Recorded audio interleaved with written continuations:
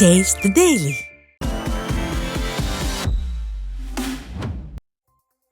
திண்டுக்கல் மாவட்டம் பழனி அருகே விவசாய நிலத்திற்கு செல்லும் பாதை ஆக்கிரமிக்கப்பட்டுள்ளதால் கோட்டாட்சியர் அலுவலகத்தில் விவசாயி உள்ளிருப்பு போராட்டத்தில் ஈடுபட்டார். பழனி அருகே கரிகாரன் புதூரைச் சேர்ந்த முருகேசன் என்பவருக்கு சொந்தமாக 15 ஏக்கர் விவசாய நிலம் உள்ளது. இந்த நிலையில் இவருடைய நிலத்திற்கு செல்லக்கூடிய 15 அடி பாதையை மறைக்கும் வகையில் கிருஷ்ணன் என்பவர் கற்களை ஊன்றியுள்ளார். இது குறித்து அதிகாரிகளிடம் பலமுறை மனு அளித்தும் எந்தவித நடவடிக்கையும் எடுக்கப்படவில்லை என கூறப்படுகிறது.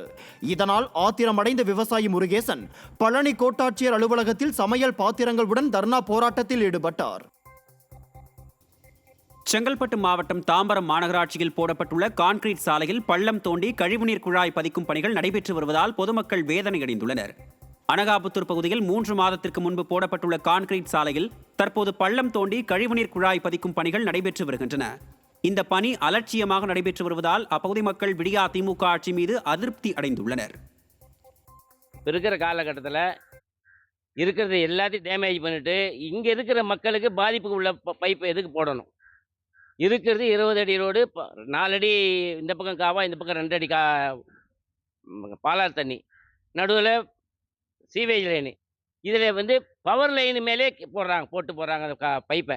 பக்கத்து தெருவில் 3 நாளைக்கு ஒரு அடி தண்ணி விடுறாங்க, 15 நாள் ஒரு தண்ணி விடுறாங்க. இங்கே அனகாபுத்தூர் மாநகராட்சியில் அங்கே கேட்டால் சார் எங்களுக்கு பம்பு ஏறலைன்றாங்க.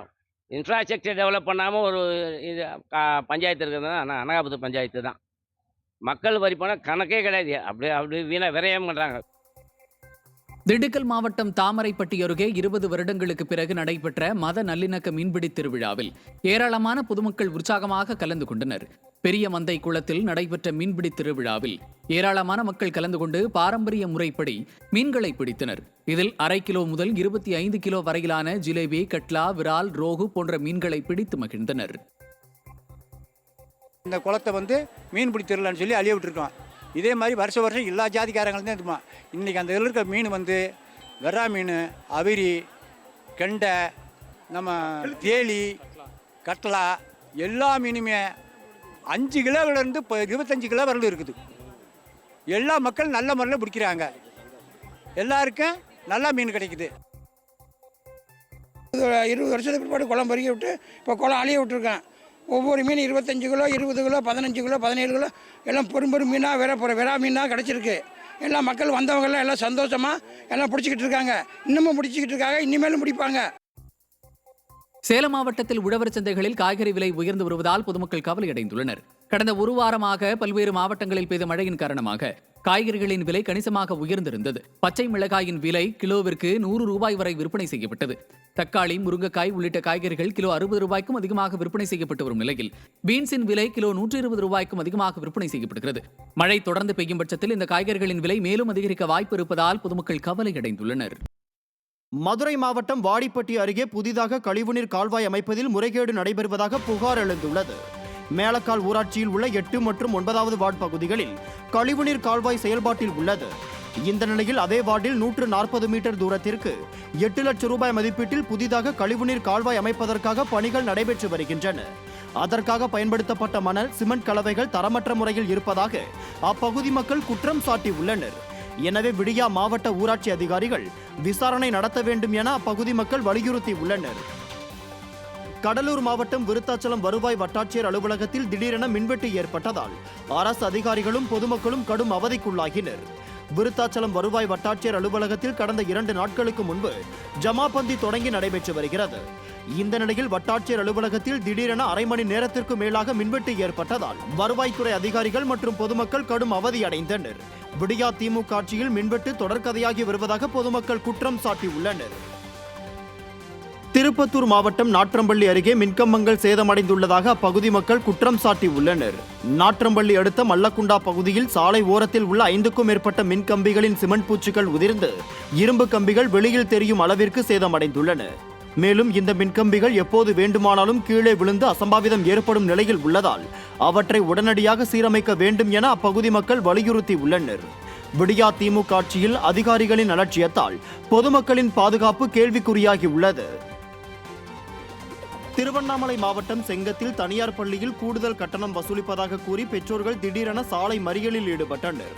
போலூர் சாலையில் அமைந்துள்ள தனியார் மெட்ரிக் மேல்நிலைப் பள்ளியில் சுமார் 500க்கும் மேற்பட்ட மாணவர்கள் படித்து வருகின்றனர். இந்த நிலையில் அந்த பள்ளியில் கூடுதல் கட்டணம் வசூலிப்பதாக பெற்றோர்கள் நிர்வாகத்திடம் வாக்குவாதத்தில் ஈடுபட்டனர். இதையடுத்து முறையான பதிலளிக்காத நிர்வாகத்தை கண்டித்து பெற்றோர்கள் குப்பநத்தம் செங்கம் சாலையில் மறியலில் ஈடுபட்டதால் பரபரப்பு ஏற்பட்டது. இதனால் அப்பகுதியில் போக்குவரத்து நெரிசல் ஏற்பட்டது. ஈரோடு அரசு தலைமை மருத்துவமனையில் மாற்றுத்திறனாளி முகாம்களில் மருத்துவர்கள் அலட்சியமாக செயல்பட்டு அலைக்கழிப்பதாக குற்றச்சாட்டு எழுந்துள்ளது. வியாழக்கிழமை தோறும் நடைபெறும் மாற்றுத்திறனாளிகள் முகாமிற்கு மருத்துவர்கள் முறையாக வருவதில்லை எனவும் சான்றிதழ்கள் வழங்காமல் அலைக்கழித்து வருவதாகவும் குற்றம் சாட்டியுள்ளனர். எனவே முறையாக மருத்துவர்கள் பங்கேற்று சான்றிதழ் வழங்க வழிவகை செய்ய வேண்டும் என கோரிக்கை விடுத்துள்ளனர். தகுதி இருக்கிற மாற்றுத்திறனாளிகள் தகுதி இல்லை, நீங்கள் உங்களுக்கு வழங்க முடியாதுன்னு சொல்லி திருப்பி அனுப்பிடுறாங்க. அதே மாதிரி கண் மருத்துவர் இன்றைக்கி சான்றிதழ் வாங்கும்போது இல்லை. அதே மாதிரி மாற்றுத்திறனாளி நலத்துறையுடைய அதிகாரிகள் கையெழுத்து போட வேண்டிய அதிகாரிகள் வரல.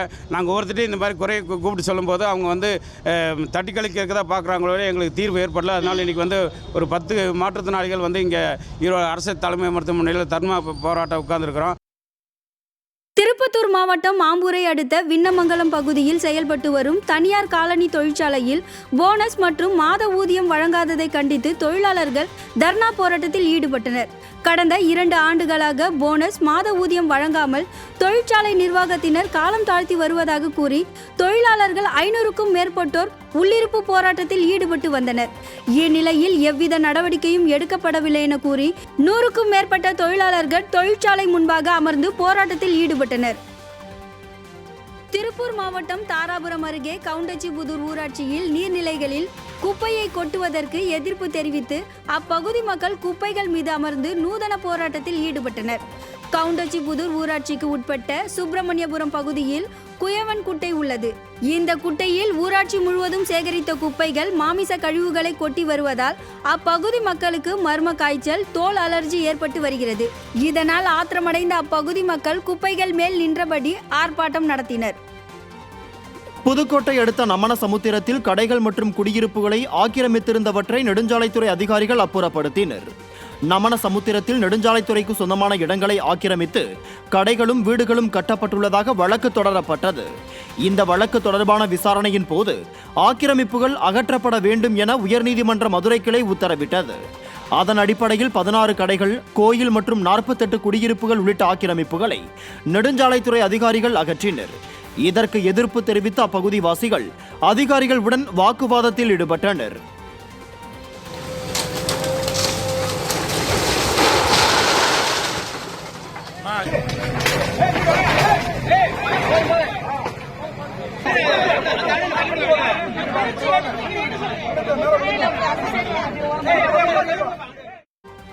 தூத்துக்குடி துறைமுகம் சாலையில் 2 லாரிகள் மற்றும் கார் மோதிய விபத்தில் 1 மணி நேரத்திற்கும் மேலாக போக்குவரத்து பாதிப்பு ஏற்பட்டது. துறைமுகத்தில் சரக்குகளை இறக்கிவிட்டு வந்த ஈச்சர் லாரியும் எதிரே டிப்பர் லாரியும் முடுக்குக்காடு என்ற பகுதியில் வந்து கொண்டிருந்தன. அப்போது டிப்பர் லாரியின் பின்னால் திருச்செந்தூர் நோக்கி வந்த கார் மீது ஈச்சர் லாரி வேகமாக மோதி டிப்பர் லாரி மீதும் மோதியது. இதில் படுகாயமடைந்த ஈச்சர் லாரி ஓட்டுநர் மது போதையில் இருந்ததாக கூறப்படுகிறது. அப்பகுதியில் போக்குவரத்து பாதிக்கப்பட்டதை தொடர்ந்து விபத்துக்குள்ளான வாகனங்கள் அங்கிருந்து அகற்றப்பட்ட பிறகு போக்குவரத்து சீரானது. செங்கல்பட்டு மாவட்டம் மதுராந்தகம் அருகே பரோட்டா சாப்பிட்ட இளைஞர் மாரடைப்பில் உயிரிழந்த சம்பவம் அப்பகுதியில் சோகத்தை ஏற்படுத்தியுள்ளது. மதுராந்தகம் அருகே உள்ள பெருகருணை கிராமத்தைச் சேர்ந்த மோகனசுந்தரம் என்ற இளைஞர் அதே பகுதியில் வார்டு உறுப்பினராக உள்ளார். இந்நிலையில் மோகனசுந்தரம் அவரது நண்பரின் சுப நிகழ்ச்சியில் கலந்து கொண்டு பரோட்டா சாப்பிட்டதாக கூறப்படுகிறது. அதையடுத்து வீட்டுக்கு திரும்பிய மோகனசுந்தரத்திற்கு திடீரென நெஞ்சுவலி ஏற்பட்டுள்ளது. உறவினர்கள் அவரை மருத்துவமனைக்கு கொண்டு சென்றனர். அங்கு மோகனசுந்தரத்தை பரிசோதித்த மருத்துவர்கள் அவர் இறந்துவிட்டதாக தெரிவித்துவிட்டனர். இது தொடர்பாக போலீசார் வழக்கு பதிவு செய்து விசாரணை மேற்கொண்டுள்ளனர். திண்டுக்கல் மாவட்டம் கொடைக்கானலில் தொடர் மழை காரணமாக பேரிக்காய் விலை அதிகரித்துள்ளது. கொடைக்கானல் மலைப்பகுதியில் பருவநிலை மாற்றத்தால் பேரிக்காய் விளைச்சல் குறைவாக காணப்படுகிறது. இதன் காரணமாக 1 கிலோ பேரிக்காய் 50 ரூபாய் முதல் 60 ரூபாய்க்கு விற்பனை செய்யப்பட்ட நிலையில் தற்போது 1 கிலோ பேரிக்காய் 100 ரூபாய் முதல் 130 ரூபாயாக விற்பனையாகிறது. ராமநாதபுரம் மாவட்டம் முதுகுளத்தூர் அருகே கோயில் திருவிழாவை முன்னிட்டு எருதுக்கட்டு விழா வெகு விமர்சையாக நடைபெற்றது. கீழத்தூவல் கிராமத்தில் உள்ள காளியம்மன் கோயில் திருவிழாவை முன்னிட்டு நடைபெற்ற இந்த விழாவில் 28 காளைகளும் 100 மாடுபிடி வீரர்களும் கலந்து கொண்டனர். இந்த விழாவை சுற்றுவட்டார பகுதிகளில் இருந்து வந்த 5000த்திற்கும் மேற்பட்ட பொதுமக்கள் கண்டு ரசித்தனர்.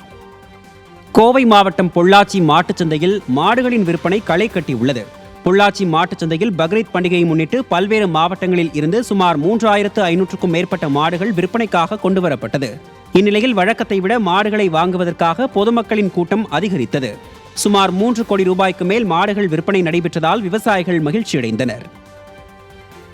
தூத்துக்குடி நகரின் மையப்பகுதியில் அமைந்துள்ள அந்தோணியார் ஆலயத்தில் ஆண்டு திருவிழா கொடியேற்றத்துடன் தொடங்கி வெகு விமர்சையாக நடைபெற்றது. இந்த விழாவில் நடைபெற்ற திருப்பலியில் உலக அமைதி மற்றும் மழை வேண்டியும் சிறப்பு பிரார்த்தனை நடைபெற்றன. இதில் ஆயிரக்கணக்கான கிறிஸ்துவர்கள் கலந்து கொண்டனர்.